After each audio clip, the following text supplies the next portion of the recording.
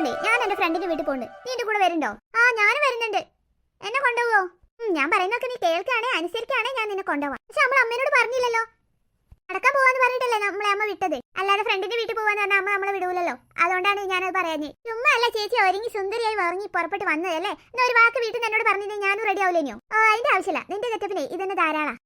അല്ലെങ്കിലും ചേച്ചി എങ്ങനെ ഒരുങ്ങിയാലും എന്റെ അത്ര ഭംഗി വെക്കത്തില്ലല്ലോ. അതുകൊണ്ട് കുഴപ്പമില്ല. പിന്നെ ഐശ്വര്യ റോയ് അല്ലേ നീ? അല്ല ഐശ്വര്യ ഗോപാലൻ. ചേച്ചി അമ്മയുള്ളത്? അമ്മ എന്ത് ചെയ്യുന്നേ? അമ്മനെ ആരോ ഓടിക്കുന്നത്? എന്താ അമ്മേ എന്താ പറ്റി? അമ്മനെ ആരോ ഓടിച്ചേ? എന്റെ അമ്മ ഇതൊന്ന് നിർത്തേ. അമ്മ ഇതെന്താ സർക്കസ് കളിക്കുന്ന പോലെ? നിർത്താൻ പറ്റില്ല മക്കളെ. അമ്മ എക്സസൈസ് ചെയ്യാണ്. നിങ്ങൾ എന്താ ഇവിടെ? നിങ്ങൾ എന്നോട് നടക്കാൻ പോകുന്നെന്ന് പറഞ്ഞല്ലേ ഇറങ്ങിയത്? ഞങ്ങൾ നടക്കായിരുന്നല്ലോ. റോഡിന്റെ നടക്കുന്ന കുശുകുശുക്കുന്നതിന് നടക്കാന്നാണ് എടി പറയാ. മര്യാദയ്ക്ക് നടന്നോ, ഇല്ലെങ്കിലേ തടി കൂടും. എന്റെ അമ്മ ഇപ്പൊ ശ്വാസം മുട്ട് വീഴും. അമ്മ ഒന്ന് നിർത്ത്.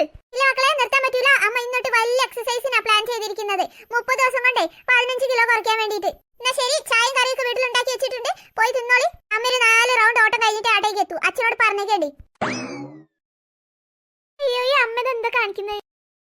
എനിക്ക് മനസ്സിലായി. ആ കുടുംബശ്രീയിലെ ബിന്ദു ആന്റി നാളെ സ്ലിം ബ്യൂട്ടി ആയിട്ട് വന്നതേ അമ്മ വീട്ടിൽ നിന്ന് ഒരുപാട് വട്ടം അച്ഛനോട് പറയുന്ന കേട്ടീനി. അതുകൊണ്ടായിരിക്കും അമ്മയ്ക്കും തടി കുറയ്ക്കാൻ തോന്നിയത്. അതിന് ഇങ്ങനെ കിടന്ന് ഓടിയ മനുഷ്യ ചത്തുപോലേ.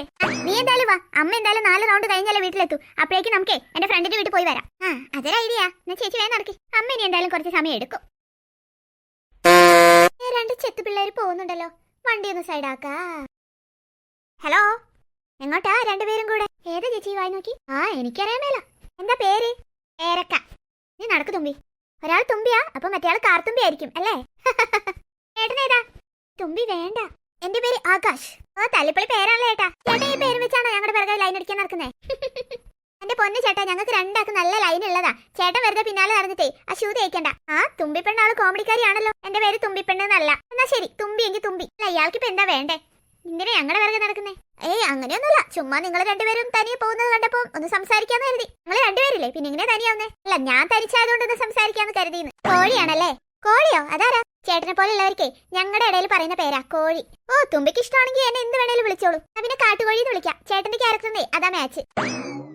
തുമ്പിന്റെ ചേച്ചി എന്താ ഒന്നും പറയാത്ത? താനാരാ? താൻ ഏതാന്നറിയാതെ ഞങ്ങൾ എന്തിനാ തന്നോട് സംസാരിക്കുന്നേ? ഞങ്ങൾക്ക് വേറെ പണിയുണ്ട്. താനൊന്ന് പോയേ. താനെന്നോ? എന്നെ ആകാശേട്ടാന്ന് വിളിച്ചാ മതി. ആകാശേട്ടനോ? ഏത് വകയിലാ താൻ ഞങ്ങളെ ഏട്ടനോന്നേ? തന്നെന്നാ എന്റെ അമ്മ പ്രസവിച്ചതാ? അപ്പൊ നീയല്ലേ നേരത്തെ എന്നെ ചേട്ടാന്ന് വിളിച്ചേ? ഞങ്ങൾക്ക് തോന്നുകയാണല്ലേ വിളിക്കൂ, അല്ലാതെ താൻ പറഞ്ഞു വിളിപ്പിക്കുന്നു വേണ്ട. താന്ന് പോയാൽ ഞങ്ങൾക്ക് സമയമില്ല. രണ്ടുപേരും തിരക്കുടിച്ച് എങ്ങോട്ടേ പോന്നേ? എന്റെ അടുത്ത് കാറുണ്ട്, ഞാൻ ലിഫ്റ്റ് തരാം. അയ്യോ വേണമെന്നില്ല. അങ്ങനെ പറയല്ലേ, ഒരു ലിഫ്റ്റ് അല്ലേ.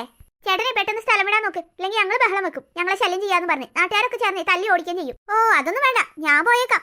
നമുക്ക് പിന്നെ കാണാം. കാണണമെന്നില്ല.